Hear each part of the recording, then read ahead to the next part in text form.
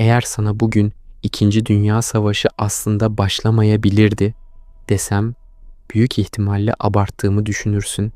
Bize anlatılan tarih hep büyük orduların, büyük liderlerin ve milyonların kararları üzerinden ilerler. Bazen tarih kalabalıkların değil, tek bir insanın gecenin bir yarısı aldığı sessiz bir kararla yön değiştirir. Ve bazen o karar sadece 13 dakikaya takılır. Johann Georg Elzer'in hikayesi de tam burada başlar. Gürültünün içinde değil, alkışların arasında hiç değil. Bu hikaye kimsenin bakmadığı bir köşede, kimsenin önemsemediği bir adamın zihninde yavaş yavaş büyüyen bir düşünceyle başlar. Elser özel biri değildi. En azından dışarıdan bakıldığında üniforması yoktu, rütbesi yoktu, bir kürsüye çıkıp konuşmuşluğu yoktu. İnsanları peşinden sürükleyen bir sesi de yoktu. O, Almanya'nın güneyinde yaşayan sıradan bir marangozdu. Sabah işe gider, akşam eve dönerdi. Ellerinde talaş, üstünde iş kokusu olurdu. Çoğu insan onu görse birkaç saniye sonra unuturdu. Zaten sistem de tam olarak böyle insanların görünmez kalması üzerine kuruluydu. Ama Elser'in diğerlerinden farklı bir özelliği vardı. O, olan biteni gerçekten izliyordu. Sadece bakmıyordu, dinliyordu, düşünüyordu. Ve en önemlisi, kimsenin sormaya cesaret edemediği soruları kendi kendine soruyordu. İnsanlar mitinglerde bağırırken o kalabalığın yüzlerine bakıyordu. Coşkuya değil, korkuya odaklanıyordu. Alkışlara değil, sessizlik anlarına. Zamanla bir şey fark etti. Ülkede bir şeyler yanlış gidiyordu. Ve bu yanlışlık sadece siyasetle ilgili değildi. İnsanların bakışları değişmişti. Konuşma biçimleri değişmişti. Daha az soru soruluyor, daha çok tekrar ediliyordu. Düşünmek yerine ezberlemeye bırakıyordu. Elser bunu fark ettiğinde henüz kimse savaş kelimesini yüksek sesle söylemiyordu. Ama o kelime çoktan insanların davranışlarının içine sızmıştı. Şunu düşün, herkesin aynı şeyi söylediği bir ortamdasın. Herkes aynı kişiye inanıyor, herkes aynı sloganları tekrar ediyor ve sen kalabalığın içinde yalnız kaldığını hissediyorsun. Elser tam olarak buydu. Kalabalığın ortasında yapayalnız. O Hitler'e ilk başta bir canavar gibi bakmıyordu. Daha kötüsü vardı. Onu ciddiye alıyordu. Onun söylediklerinin nereye varacağını görebiliyordu. Ve bu Elser'i geceleri uykusuz bırakıyordu. Gördüğü şey bir sondu. Ama kimse o sona bakmak istemiyordu. Zaman geçtikçe bu düşünce Elser'in zihninde büyüdü. Önce bir rahatsızlıktı. Sonra bir ağırlık. Ardından taşınamaz bir yük. Her gün gazetelerde okuduğu haberler, duyduğu konuşmalar, gördüğü manzaralar bu yükü biraz daha ağırlaştırıyordu. Ve bir noktada bu yük sadece düşünmekle hafiflemiyordu artık. İşte o noktada Elser çok tehlikeli bir eşikten geçti.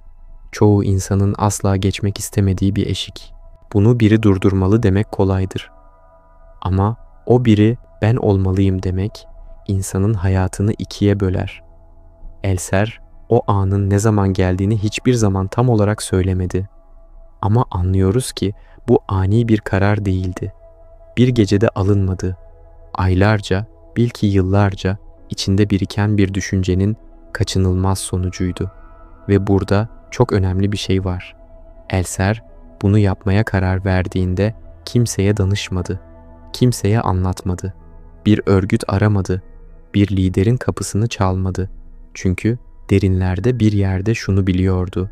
Eğer bunu başkalarıyla paylaşırsa ya engellenecek ya da yönlendirilecekti. O ise kontrolün tamamen kendisinde olmasını istiyordu. Başarısızlık da dahil. O günlerde Almanya'da muhalif olmak sadece karşı çıkmak değildi. Var olmamaktı. Sessizce silinmekti. Elser bunu biliyordu. Yakalansa ne olacağını da biliyordu. Ama ilginç olan şu, bütün bu ihtimaller onu durdurmadı. Aksine daha da netleştirdi. Çünkü Elser için mesele artık kendi hayatı değildi. O, başkalarının hayatlarını düşünüyordu. Tanımadığı, yüzünü hiç görmediği insanların zihninde yavaş yavaş bir plan şekillenmeye başladı. Ama bu filmlerde gördüğümüz gibi ani bir aydınlanma değildi. Daha çok karanlıkta el yordamıyla ilerlemek gibiydi. Önce sorular vardı. Nerede, ne zaman, nasıl? Ve en zor soru, gerçekten mümkün mü?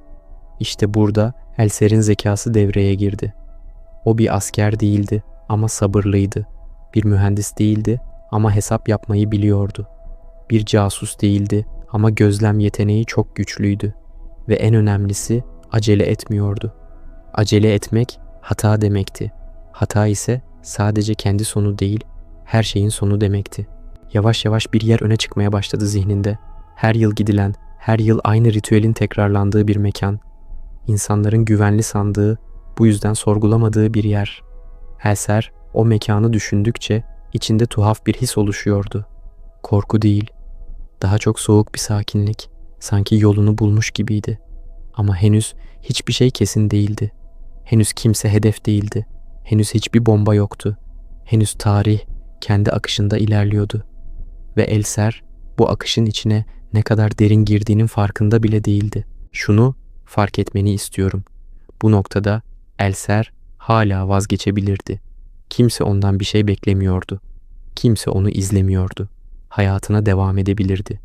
Çoğu insan gibi başını eğip ben ne yapabilirim ki diyebilirdi. Ama tam da bu soru onun içini kemiriyordu. Çünkü cevabı biliyordu. Bir şey yapabilirdi ve artık bunu bilip de hiçbir şey yapmamak onun için imkansızdı. İşte bu hikaye tam burada tehlikeli bir hal alır. Çünkü bir insan geri dönüşü olmayan bir noktaya yaklaşmaktadır ve henüz bunu kendisi bile tam olarak kabul etmemiştir. Elser'in zihninde şekillenmeye başlayan şey bir plan olmaktan çok bir zorunluluk gibiydi. Sanki hayat onu yavaş yavaş, adım adım buraya doğru itmişti. Geri dönmek mümkündü elbette ama geri dönmek artık bildiklerini unutmak anlamına geliyordu. Ve insan bir şeyi gerçekten gördükten sonra onu görmemiş gibi yapamaz. Elser de yapamadı. Günler geçtikçe düşünceler daha somut hale gelmeye başladı. Önce sadece olasılıkları tartıyordu. Kimsenin dikkat etmediği anlar, kimsenin bakmadığı boşluklar. Çünkü Elser şunu çok iyi biliyordu. Güçlü sistemler zayıf oldukları yerleri gizlemezler. Onları fark etmezler. Alışkanlıklar en büyük zırh gibi görünür ama aslında en büyük açıklardır. Hitler'in hayatı da alışkanlıklarla doluydu. Aynı şehirler, aynı törenler, aynı konuşmalar, her şey bir düzen içindeydi. Bu düzen güven hissi veriyordu. Hem ona hem de onu koruyanlara. Ve güven hissi dikkati körelten en tehlikeli duygudur. Elser bunu fark ettiğinde içinde garip bir sakinlik hissetti. Sanki karmaşık bir sorunun cevabını bulmuş gibiydi. Ama bu sakinlik rahatlatıcı değildi. Aksine daha ağır bir yük bindiriyordu. Çünkü artık mesele yapılabilir mi sorusu değildi. Mesele yapılmalı mı sorusuydu. Ve bu soru geceleri Elser'in zihninde dönüp duruyordu. Uykuya dalmadan önce, sabah gözlerini açtığında, işe giderken, sokakta yürürken her an oradaydı. Elser planını kimseyle paylaşmadı. Bunun sebebi yalnızlık değildi. Güvensizlikti. Çünkü biliyordu ki birine anlattığı anda kontrol elinden çıkacaktı. Ya biri onu vazgeçirmeye çalışacaktı ya da planı kendi çıkarı için kullanacaktı. Oysa Elser'in kafasındaki şey pazarlık edilebilecek bir fikir değildi. Bu yarım bırakılabilecek bir düşünce hiç değildi. Bu noktada şunu anlamak önemli. Elser kendini bir kahraman gibi görmüyordu. Hatta tam tersine kendini son derece sıradan biri olarak görüyordu. Ve belki de tam bu yüzden yaptığı şeyi başkasına bırakamazdı. Çünkü o başkaları hep susmuştu. Hep beklemişti. Hep birilerinin bir şey yapmasını ummuştu. O ise beklemekten yorulmuştu. Planın zihninde netleşmesi aylar sürdü. Bir gecede alınmış bir karar değildi bu. Önce küçük detayları düşündü. Nerede durulmalıydı? Hangi saatlerde kalabalık azalıyordu? Kimler girip çıkıyordu? Elser dikkat çekmemeyi öğrendi. Zaten Hayatı boyunca da pek dikkat çekmemişti. Bu onun en büyük avantajıydı. Bir mekan vardı. Elser o mekanı düşündüğünde zihninde sürekli aynı görüntü canlanıyordu. Kalabalık bir salon, yüksek tavanlar, yankılanan bir ses. İnsanların dikkatinin tek bir noktaya kilitlendiği anlar ve kimsenin duvarlara bakmadığı anlar. Çünkü insanlar genelde yukarı bakar. Kürsüye, sahneye, konuşana. Duvarlar görünmezdir. Ta ki üzerlerine bir şey yıkılana kadar. Elser için bu mekan sadece bir yer değildi, bir fırsattı. Ama fırsatlar da riskle birlikte gelir. Ve bu risk sadece yakalanmak değildi, başarısız olmaktı. Elser başarısızlıktan korkmuyordu. Ama başarısızlığın sonuçlarından korkuyordu. Çünkü başarısızlık her şeyi daha da kötüleştirebilirdi. Bu yüzden acele etmedi. Sabırlıydı. Gözlemledi. Notlar aldı. Saatleri aklında tuttu. İnsanların rutinlerini ezberledi. Bir noktadan sonra oraya gitmesine bile gerek kalmadan gözünde canlandırabiliyordu her şeyi. Hangi kapının ne zaman açıldığını, hangi köşenin karanlık kaldığını, hangi sesin hangi saatte duyulduğunu. Bu süreçte Elser'in iç dünyasında başka bir şey daha oldu. Yalnızlık derinleşti. Çünkü artık taşıdığı şey sıradan bir düşünce değildi. Bunu kimseyle paylaşamamak onu daha da içine kapattı. Ama bu yalnızlık onu zayıflatmadı. Aksine daha da keskinleştirdi. Çünkü düşünmek için daha fazla alanı vardı. Elser'in planı dışarıdan bakıldığında çılgınca görünebilirdi. Ama onun için mantıklıydı. Çünkü o planı kendi sınırlarına göre kurmuştu. Ne yapabileceğini biliyordu. Ne yapamayacağını da. Bu yüzden büyük hayaller kurmadı. Ulaşamayacağı hedefler koymadı. Küçük, sessiz, fark edilmeyen adımlar attı. Bir noktadan sonra Elser kendini test etmeye başladı. Küçük riskler aldı. Girdiği yerlere tekrar tekrar girdi. Aynı saatlerde orada bulundu. Kimsenin dikkatini çekip çekmediğini gözlemledi. Ve her seferinde fark etti ki kimse bakmıyordu. Kimse görmüyordu. Çünkü kimse sıradan bir marangozun bu kadar ileri gidebileceğini düşünmüyordu. Bu fark ediliş Elser'i ürküttü. Çünkü planın işe yarayabileceğini görmek onu daha da büyük bir sorumluluğun altına soktu. Artık denedim ama olmadı deme lüksü yoktu. Çünkü henüz denememişti ama başarının mümkün olduğunu görmüştü. Ve işte bu noktada Elser'in zihninde çok karanlık bir soru belirdi. Eğer bu mümkünse ve ben yapmazsam bundan sonra olacaklardan ben de sorumlu olur muyum? Bu soru insanı içeriden kemiren türdendi. Cevap vermesi zor, kaçması imkansız. Elser bu sorunun etrafında dolanmadı. Yüzleşti. Ve yüzleştikçe karar daha da sertleşti. Artık bu sadece bir plan değildi. Bir yükümlülüktü. Ama hala bir eksik vardı. En zor kısım nasıl? Elser ne askeri eğitim almıştı ne de patlayıcı uzmanıydı. Ama öğrenmek mümkündü. Kitaplardan, gözlemlerden, denemelerden. Ve Elser öğrenmeye başladı. Sessizce, kimseye fark ettirmeden. Bu süreç aylar aldı. Her yeni bilgi onu biraz daha bu yoldan geri dönemez hale getirdi. Çünkü ne kadar çok şey öğrenirse o kadar net görüyordu tabloyu. Ve tablo hiç iç açıcı değildi ama yapılabilirdi. Yavaşça, sabırla, dikkatle. Elser bazen durup kendine şu soruyu soruyordu. Ben kimim ki böyle bir şeye kalkışıyorum? Ve hemen ardından şu cevap geliyordu. Tam da bu yüzden. Çünkü kimse onu beklemiyordu. Kimse ondan şüphelenmiyordu. Ve belki de tam olarak bu yüzden bu yük onun omuzlarına düşmüştü. Zaman ilerledikçe planın ilk gerçek adımı zihninde belirginleşti. Artık sadece düşünmüyordu. Artık bazı şeyler netleşmişti. Ama henüz harekete geçmemişti. Ve bu bekleme süresi belki de en zoruydu. Çünkü insan bir karar aldıktan sonra onu uygulamadan yaşamakta zorlanır. Elser bu zorluğu sessizce taşıdı. Kimseye belli etmeden, günlük hayatına devam ediyormuş gibi yaparak. Ama içten içe her şey değişmişti. Artık o eski Elser değildi. Ve bunu Kendisi de biliyordu. Henüz bombadan söz etmedik. Henüz tarihin dönüm noktasına yaklaşmadık. Henüz geri dönüş ihtimali tamamen kaybolmuş değil. Ama şunu bilmeni istiyorum. Bu noktadan sonra her adım daha karanlık olacak, daha riskli olacak ve Elser bunun farkında. İnsan bir kez harekete geçmeye karar verdiğinde asıl sınav o anda başlar. Bir noktadan sonra düşünmek yetmez. İnsan ne kadar plan yaparsa yapsın, zihninin içinde her şey güvenlidir. Risk yoktur, bedel yoktur. İlk gerçek adım atıldığında hikaye başka bir yere taşınır. Elser bunu biliyordu. O yüzden bu adımı atmak aylarca kurduğu planın en zor kısmıydı. Çünkü o an artık sadece düşünen biri olmaktan çıkacak, yapan biri olacaktı. İlk somut adım sessizce atıldı. Ne büyük bir olaydı ne de dramatik bir an. Kimsenin fark etmediği sıradan bir gün gibiydi. Elser bir yere gitti, baktı, çıktı, sonra tekrar gitti. Sonra bir daha.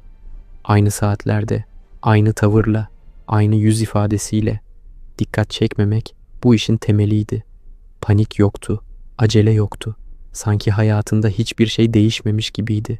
İçeride her şey değişmişti. Artık sadece gözlem yapmıyordu. Artık ortamı tanıyordu. Kokuları, sesleri, yankıları, insanlar oradayken nasıl olduğunu, insanlar yokken nasıl bir sessizliğe büründüğünü. Elser için bu detaylar hayatiydi. Çünkü kalabalık insanı güvende hissettirir. Sessizlik ise gerçekleri gösterir. Ve o sessizlikte mekan başka bir yüzünü gösterdi. Duvarların kalınlığı, tavanın yüksekliği, geceleri kimsenin bakmadığı köşeler.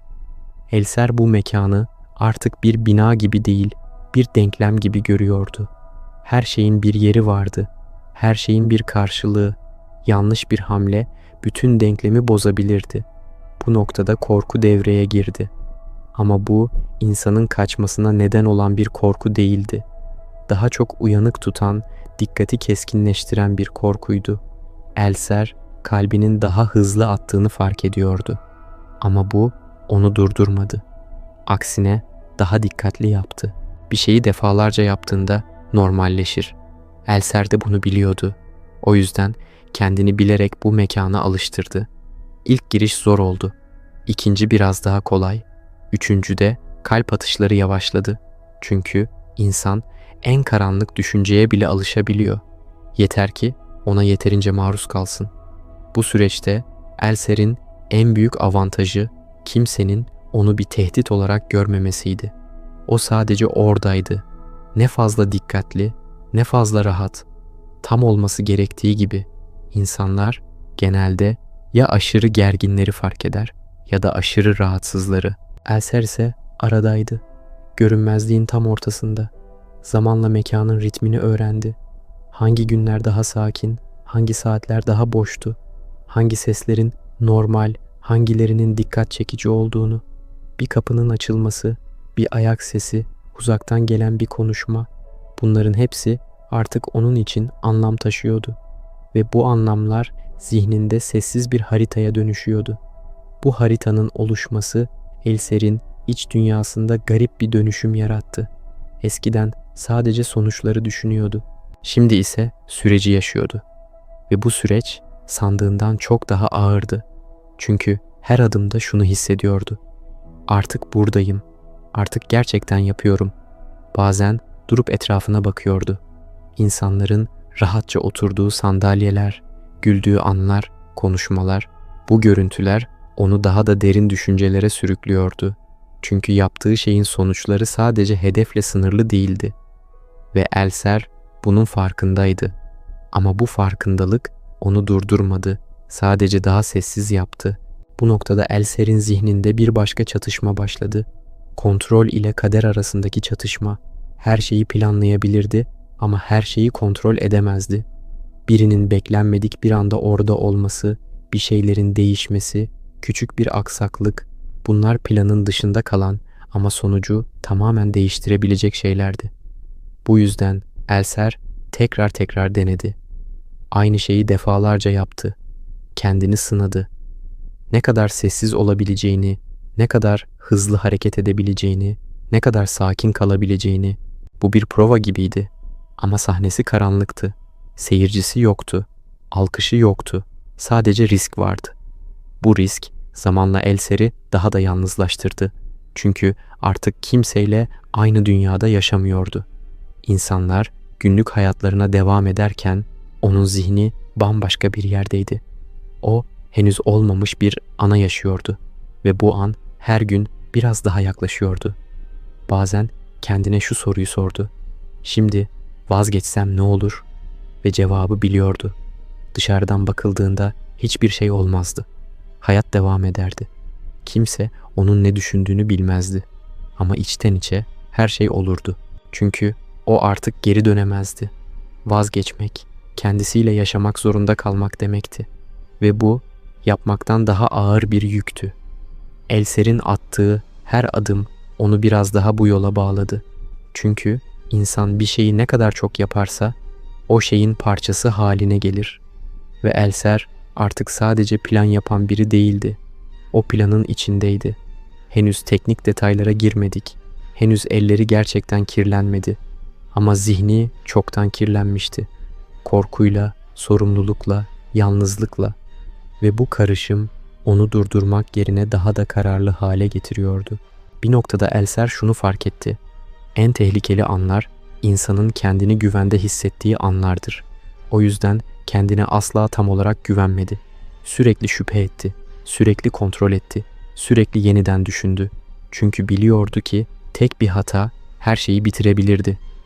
Bu süreç uzadıkça Elser'in sabrı sınandı. Ama o acele etmedi. Çünkü acele edenler genelde fark edilir ve fark edilenler hikayeyi yarıda bırakır. Bir insan geceleri aynı yere tekrar tekrar gitmeye başladığında orası artık bir mekan olmaktan çıkar. Bir sırra dönüşür. Elser için de öyle oldu. Gündüzleri herkesin girip çıktığı o bina geceleri tamamen başka bir şeye bürünüyordu.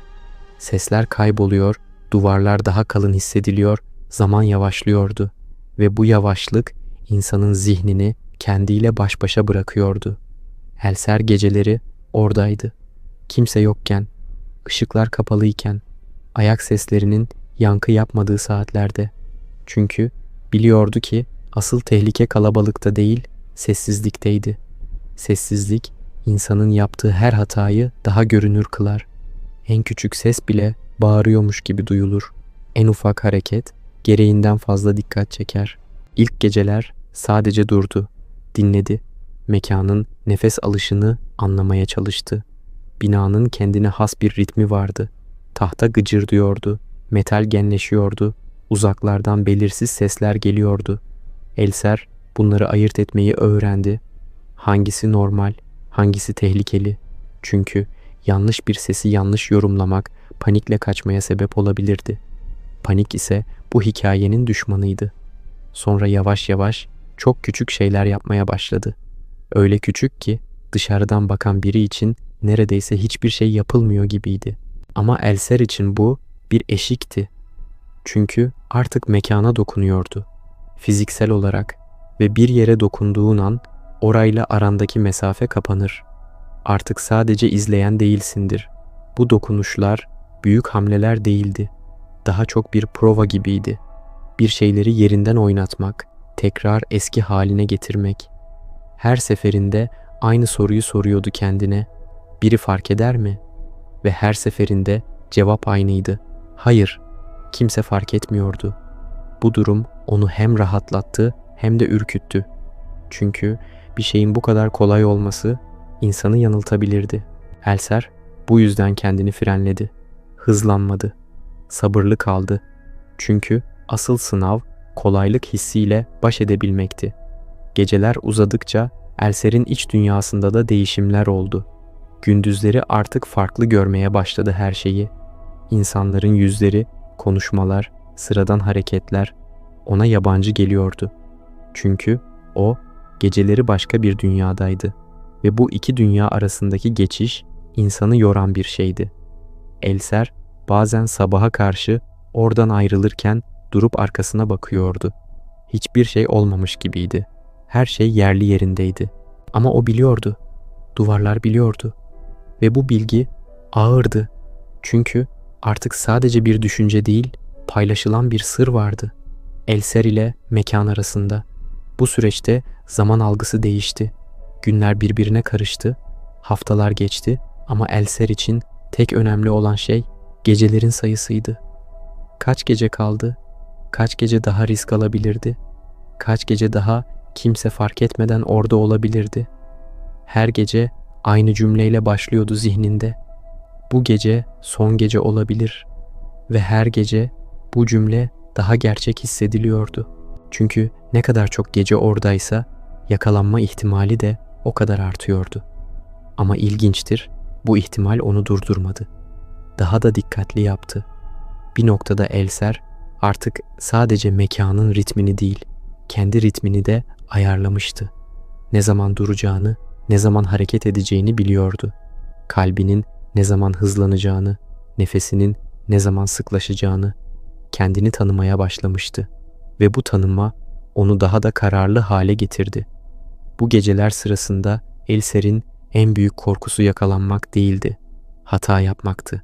Çünkü hata sadece onu değil, her şeyi yakabilirdi. Bu yüzden her hareketini ölçtü, her sesi hesapladı, her detayı defalarca düşündü ve her gece aynı disiplini sürdürdü. Zamanla geceler daha tehlikeli bir hal aldı. Çünkü yapılan şeyler artık geri alınamaz hale geliyordu. Eskiden bir şeyi yerinden oynatıp eski haline getirebiliyordu. Şimdi ise bazı şeyler değişiyordu ve değişen şeyler fark edilme riskini de beraberinde getiriyordu. Elser bu noktada kendine şunu hatırlattı. En büyük hatalar son ana yaklaşıldığında yapılır. O yüzden kendini sürekli frenledi. Daha yavaş, daha sessiz, daha dikkatli. Çünkü hızlanmak, bitiş çizgisini görmek demekti. Ve bitiş çizgisi aynı zamanda uçurumdu. Bu geceler boyunca Elser çok az uyudu. Uykusuzluk zihni bulanıklaştırır ama Elser bunu avantaja çevirmeye çalıştı. Daha az uyudukça daha az rüya görüyordu. Ve daha az rüya, daha az tereddüt demekti. Çünkü rüyalar insanın vicdanını konuşmaya zorlar. Ama vicdan tamamen susmadı. Bazen gecenin bir yarısı durup hiçbir şey yapmadan dakikalarca beklediği oldu. Sadece düşündü kim olduğunu, ne yaptığını, nereye gittiğini ve her seferinde aynı sonuca vardı. Artık geri dönüş yoktu. Bu noktada Elser için mekanın sınırları da değişti. Eskiden sadece bir salondu. Şimdi ise bir zaman kapsülü gibiydi. Geçmişin alışkanlıkları, geleceğin ihtimalleri burada çarpışıyordu. Ve Elser bu çarpışmanın tam ortasındaydı. Bir noktadan sonra geceler aynı kalmaz. Başta her şey yavaş, ölçülü ve kontrollüyken zaman ilerledikçe bir şey değişir. Elser bunu ilk başta fark etmedi. Çünkü insan alıştığı tehlikeyi artık tehlike olarak görmemeye başlar. Ama farkına vardığında geri dönmek için çok geçti. Artık geceler sayılmaya başlanmıştı. Takvimde işaretlenmiş günler yoktu ama Elser'in zihninde görünmez bir geri sayım vardı. Her gece bir öncekinden daha ağırdı. Çünkü her geçen gün ihtimaller azalıyor, riskler büyüyordu. Ve bu riskler artık sadece yakalanmakla ilgili değildi. Zamanın kendisi Elser'in karşısına geçmişti. Mekan hala aynıydı ama hissettirdikleri değişmişti. Eskiden sessizlik güven verirdi. Şimdi baskı yapıyordu. Duvarlar daha yakın, tavan daha alçak gibiydi. Elser bazen durup nefesini tuttuğunu fark ediyordu. Sanki binanın kendisi onu izliyormuş gibi. Bu elbette gerçek değildi ama insan uzun süre yalnız kaldığında zihni böyle oyunlar oynar. Ve işte tam bu noktada işin en zor kısmı başladı. Artık sadece orada bulunmak yetmiyordu. Artık geceler gerçek anlamda tehlikeli hale gelmişti. Yapılan şeyler daha uzun sürüyor, daha fazla dikkat gerektiriyor, daha fazla iz bırakma ihtimali doğuruyordu. Elser her gece oradan çıktığında arkasında hiçbir şey bırakmadığından emin olmak zorundaydı. En küçük iz bile ertesi gün her şeyi bitirebilirdi. Bu süreçte Elser'in zamanı algılayışı tamamen bozuldu. Saatler uzuyor, dakikalar eriyordu. Bazen bir anın birkaç saniye mi yoksa birkaç dakika mı sürdüğünü ayırt edemiyordu. Çünkü zihni sürekli tetikteydi. Tetikte olmak insanı ayakta tutar ama aynı zamanda yorar ve yorgunluk hataların en büyük dostudur. Elser bunu bildiği için kendini sürekli kontrol etti. Yorulduğunu hissettiği anda durdu. Devam etmedi. Çünkü zorlamak aceleye yol açardı. Acele ise fark edilmek demekti. O yüzden bazı geceler hiçbir şey yapmadan geri döndü. Sadece bakıp çıktı. Bu dışarıdan anlamsız görünebilirdi ama Elser için hayatiydi. Çünkü sabır bu hikayenin bel kemiğiydi. Zaman daraldıkça Elser'in iç dünyasında başka bir baskı daha oluştu. Beklentiler. Kimse ondan bir şey beklemiyordu ama o kendinden bekliyordu. Aylarca süren hazırlık, gecelerce süren risk, yalnızlık, korku, bütün bunlar bir sonuca bağlanmak istiyordu ve bu istek insanı tehlikeli kararlar almaya itebilirdi. Elser bu isteği bastırmaya çalıştı. Kendine sürekli şunu hatırlattı. Henüz değil. Çünkü erken yapılan bir hamle en kötü hamledir. Ama zaman da ona aynı şeyi söylüyordu. Daha fazla bekleyemezsin. İşte bu iki ses arasında sıkışıp kalmıştı. Bu noktada en küçük aksaklıklar bile büyük anlamlar kazandı. Bir gece beklenmedik bir ses duydu. Çok kısa bir andı ama kalbi hızlandı. O sesin ne olduğunu anlamaya çalışırken geçen birkaç saniye ona saatler gibi geldi. Sonunda hiçbir şey olmadığını fark etti. Ama bu olay Elser'in zihnine bir şüphe düşürdü. Artık her şey eskisi kadar güvenli değildi. Geceler ilerledikçe Elser'in bedeni de bu yükü taşımakta zorlanmaya başladı. Uykusuzluk, yorgunluk, sürekli gerginlik bunlar birikti. Ama Elser'in en çok zorlandığı şey fiziksel değil, zihinseldi. Çünkü her gece kendine aynı soruyu soruyordu. Ya bu son gece ise? Ve bu soru insanı ya dondurur ya da hızlandırır. Elser ikisini de yapmamaya çalıştı. Bir noktada Elser fark etti ki zaman artık onun lehine işlemiyordu. Çünkü her tekrar fark edilme ihtimalini artırıyordu. Aynı hareketleri ne kadar mükemmel yaparsa yapsın, insan faktörü her zaman devredeydi. Birinin beklenmedik bir anda orada olması, bir detayın gözden kaçması, bunlar ihtimal dahilindeydi ve ihtimaller çoğaldıkça risk büyüyordu. Bu fark ediş Elser'i içten içe sıkıştırdı çünkü artık sadece doğru anı değil, doğru sonu da düşünmek zorundaydı. Ama bu düşünceyi çok ileri götürmedi.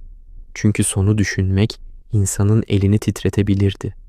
O ise titrememek zorundaydı. Artık Elser için geceler bir hazırlık değil, bir sınavdı. Her gece kendini test ediyordu. Sakin kalabilecek miydi? Hata yapmayacak mıydı? Bir şeyler ters giderse doğru tepkiyi verebilecek miydi? Bu soruların cevaplarını geceler veriyordu. Ve her gece Elser bu sınavdan geçiyordu. Ama sınavlar sonsuza kadar sürmez. Bir noktada insan ya geçer ya kalır. Elser bunun farkındaydı ve artık o noktaya yaklaşıyordu. Zaman daralıyordu. Geceler azalıyor, baskı artıyordu ve Elser bunu iliklerine kadar hissediyordu. Bu aşamada Elser'in zihninde garip bir sakinlik belirdi. Fırtına öncesi sessizlik gibi. Çünkü insan en zor anlara yaklaşırken bazen tuhaf bir kabulleniş yaşar. Elser de bunu yaşadı. Artık ne olacağını bilmiyordu ama ne yapacağını biliyordu. Ve bu bilgi ona garip bir güç veriyordu. Zamanın daraldığı anlarda insanın içindeki sesler çoğalır. Elser için de öyle oldu. Artık geceler sayılıydı ama bu sayı bir takvimde yazmıyordu. Bu içten gelen bir histi. Bir sabah uyanıp artık buradayım dediğin türden bir his. Ne kadar bastırırsan bastır seni yakalayan bir ağırlık gibi. Elser bu ağırlığı hissettiğinde şaşırmadı. Çünkü aylardır bu ana doğru yürüdüğünü biliyordu. Sadece yürüyüş çok sessizdi. Artık mekan ona yabancı değildi. Duvarlar, köşeler, karanlık hepsi tanıdıktı.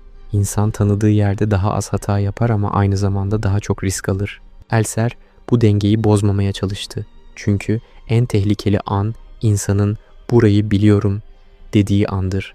O yüzden her gece sanki ilk kez gelmiş gibi dikkatli olmaya zorladı kendini. Bu evrede geceler daha kısa hissediliyordu. Zaman hızlanmış gibiydi. Elser bazen ne kadar süre geçtiğini anlamadan oradan ayrılıyordu. Çünkü artık zihni ayrıntılarla değil sonuçlarla doluydu. Ve sonuçları düşünmek insanın elini ağırlaştırır. Elser bunu fark ettiğinde kendini durdurdu. Sonuçları düşünmemeyi öğrendi. Sadece o ana odaklandı. Bir adım, sonra bir adım daha. Başka hiçbir şey yokmuş gibi. Bu noktada Elser'in en büyük mücadelesi dışarıyla değil, kendiyleydi. Çünkü artık korku yerini başka bir şeye bırakmıştı. Alışkanlık. Ve alışkanlık korkudan daha tehlikelidir. İnsan korkarken dikkatli olur, alıştığında ise otomatikleşir.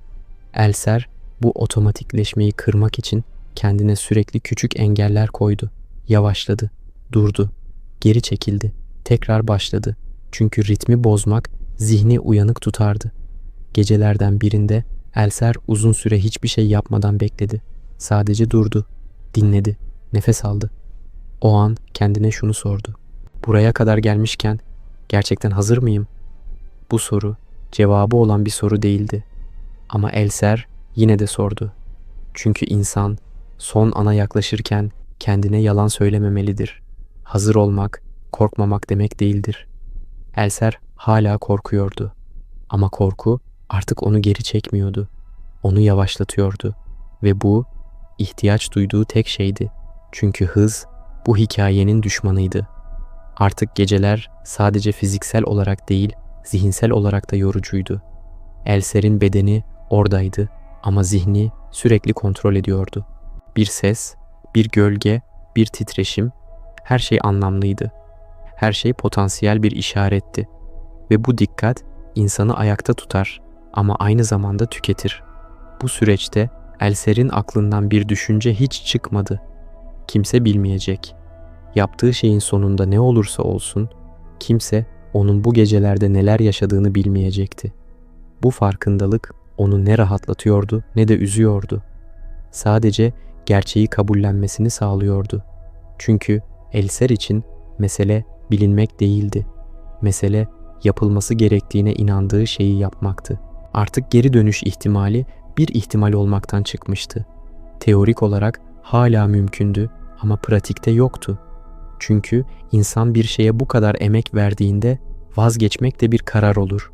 Ve Elser vazgeçme kararını çoktan geride bırakmıştı. Bu evrede zamanla ilişki tamamen değişti. Elser için artık ne zaman sorusu yoktu. Sadece olduğunda vardı. Bu belirsizlik garip bir şekilde rahatlatıcıydı. Çünkü insan kesin bir an beklediğinde gerilir. Belirsizlikte ise akışa bırakır. Elser akışa bıraktı ama kontrolü kaybetmeden. Gecelerden biri diğerlerinden farklı hissettirdi. Elser bunun nedenini tam olarak açıklayamazdı ama hissediyordu. İnsan bazen bir şeylerin değiştiğini somut bir işaret olmadan da anlar. Bu his Elser'i hızlandırmadı. Aksine daha da yavaşlattı. Çünkü önemli anlar aceleyle karşılanmamalıdır. Bu noktada artık şunu söyleyebiliriz. Hikaye kaçınılmaz olana çok yaklaşmıştı. Ama henüz o an değildi. Henüz her şey bir ihtimaldi. Henüz zaman son sözünü söylememişti. Elser bunu biliyordu ve bekledi. Beklemek bu hikayenin belki de en zor kısmıydı. Çünkü insan harekete geçmek için bu kadar hazır olduğunda durmak daha zordur. Elser durdu. Çünkü durmak da bir eylemdi. Ve bazen en doğru eylem hiçbir şey yapmamaktır. Artık her şey tek bir ana doğru ilerliyordu. Ama o anın ne zaman geleceğini kimse bilmiyordu. Belki Elser bile. Çünkü bazı anlar planlanmaz. Sadece yaşanır. Ve yaşandığında her şey anlam kazanır. Hava Almanya için sıradan sayılabilecek kadar soğuktu. İnsanlar günlük işlerine gidiyor, sokaklar her zamanki ritmiyle akıyordu. Ama tarihin en garip anları zaten böyle başlar. kimsenin fark etmediği bir sıradanlıkla. Hitler için bugün alışılmış bir gündü. Konuşacağı salonu biliyordu. O salonu sevirdi. Çünkü orada konuştuğunda sesi yankılanırdı. Alkışlar büyür, kelimeler güç kazanırdı. Yıllardır aynı yerde, aynı tarihte benzer cümlelerle konuşmuştu. Bu tekrarlar ona dokunulmazlık hissi veriyordu. Alışkanlık sadece başkalarını değil, insanın kendisini de kör eder. Hitler o günde kendinden emindi. Çünkü etrafındaki herkes ondan emindi. Koruma çemberleri, kontroller, planlamalar, her şey kusursuz görünüyordu. Ve kusursuz görünen şeyler genelde en tehlikeli olanlardır. Çünkü kimse kusursuzu sorgulamaz. O sırada Elser çok uzaktaydı. Sahneye çıkacak biri değildi. Alkışlanacak biri hiç değildi. Hatta orada bile değildi. Ama o salonun duvarlarında onun aylarca süren sabrı vardı. Geceleri, uykusuzlukları, sessiz adımları, her şey oradaydı. Görünmeyen bir imza gibi. Hitler kürsüye çıktığında salondaki hava değişti. İnsanlar susar. Bir ses konuşur. Bu gücün en saf halidir. Hitler bunu iyi biliyordu. Çünkü gücü kalabalıkların sessizliğinde hissederdi. O gün de öyle oldu. Konuşmaya başladı. Her zamanki gibi. Kendinden emin. Sert. Kesin. Ama o gün farkında olmadığı bir şey vardı. O salonda artık sadece onun sesi yoktu. Sessizliğin içinde başka bir şey daha vardı. Aylarca hazırlanmış, beklemiş, zamanı kollamış bir şey. Elser'in sabrı ve işte tarihin en acımasız detayı burada devreye girer. Hitler o gün konuşmasını erken bitirdi. Sebebi basitti. Bir tren programı, hava koşulları, küçük bir lojistik detay. Tarihi kitaplarda çoğu zaman dipnot bile olmaz. Ama o küçük detay milyonların kaderini belirledi. Hitler kürsüden indi, salondan çıktı, kapıdan geçti, arabasına bindi ve uzaklaştı. Dakikalar sonra salon patladı, duvarlar yıkıldı, tavan çöktü, insanlar öldü, çığlıklar yükseldi, toz her şeyi kapladı. Güçlü olduğunu sandığımız yapılar bir anda ne kadar kırılgan olduklarını gösterdi. Ama Hitler orada değildi. Sadece 13 dakika. Bu sayı tarihte pek bir şey ifade etmez. Bir kahve içimi, kısa bir sohbet, önemsiz görünen bir gecikme. Ama o gün 13 dakika bir yüzyılın yükünü taşıdı. Elser yakalandı. Kaçarken üzerinde planları vardı, aletleri vardı ve en önemlisi kaçacak bir hikayesi yoktu. Sorgulandı, işkence gördü. Bunu kimle yaptın diye sordular. Kim emretti diye sordular. Çünkü onların dünyasında tek bir adam böyle bir şey yapamazdı. Ama Elser'in cevabı değişmedi. Sakin, net ve tekti. Tek başıma. Naziler buna inanmak istemedi. Çünkü bu onların kurduğu korku düzenini yerle bir ediyordu. Eğer sıradan bir marangoz tek başına bu kadar yaklaşabiliyorsa, o zaman kimse gerçekten güvende değildi. Ne liderler, ne sistemler, ne de ideolojiler. Hitler hayatta kaldı ve bunu bir işaret olarak gördü. Kaderin kendisini seçtiğine inandı. Bu olaydan sonra daha da sertleşti, daha da acımasızlaştı, daha da dokunulmaz hissetti. Çünkü ölümün yanından geçmişti ve insanlar ölümden kurtulduklarında çoğu zaman ders almaz. Daha çok cesaretlenirler. Elser ise sessizce ortadan kaldırıldı. Uzun süre unutuldu. Adı geçmedi, hikayesi anlatılmadı. Çünkü kazananlar tarihi yazar ve Elser kazanmadı. Ama kaybettiğini söylemek de kolay değil. Çünkü başarmaya çok yaklaştı. İnsanlık tarihinin belki de en yakını. Şimdi durup düşün. Eğer Hitler o gün konuşmasını biraz daha uzatsaydı, eğer o tren biraz daha geç kalksaydı, eğer o alışkanlık bir günlüğüne bozulmasaydı, bugün bildiğimiz dünya aynı olur muydu? Belki savaş bu kadar büyümezdi. Belki milyonlar ölmezdi. Belki şehirler yok olmazdı. Bunu asla bilemeyeceğiz. Ama bildiğimiz bir şey var. Tarih bazen büyük ordularla değil, görünmeyen insanların vicdanıyla yazılır. Ve bazen en büyük sorular cevapsız kalır. Elser'in hikayesi de böyle bir hikaye. Ne tam bir zafer ne de sıradan bir yenilgi. sadece bir gerçeğin kanıtı. Dünya bazen 13 dakikaya bakar ve biz o 13 dakikanın nasıl geçtiğini ancak geriye dönüp baktığımızda fark ederiz. Ben Yasin öğretmen. Sizleri yalnızca gerçekleri paylaştığım kanalıma davet ediyorum. Tarafsız ve sadece gerçekler